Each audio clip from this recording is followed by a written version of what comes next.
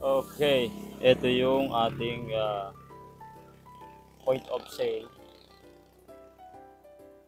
para sa mga milk tea, yung mga nasa maliliit na store. Halimbawa sa mga bakery, ganun.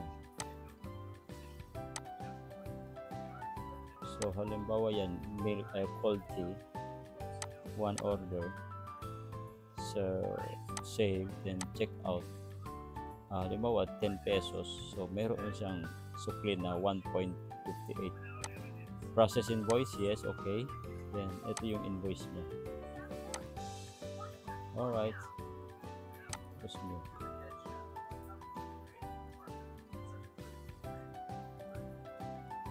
Cold tea 1, milkshake 1, soda 1, okay. Rice quantity total, rice quantity total. Halimbawa itong apple juice 2,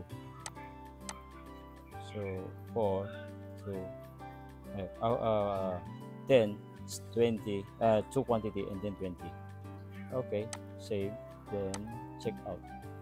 50, so 3.15 ang sukli, then process, then okay. Dyan.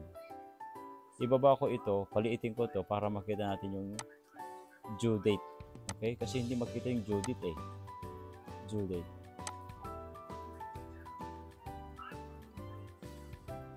Okay?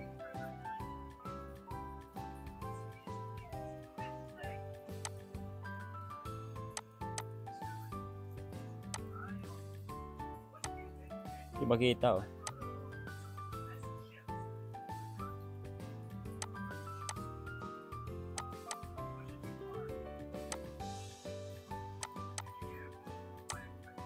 $15 na.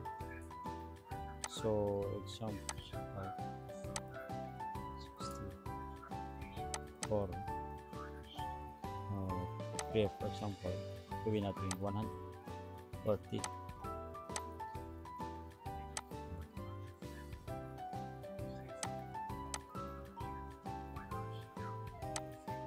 Okay.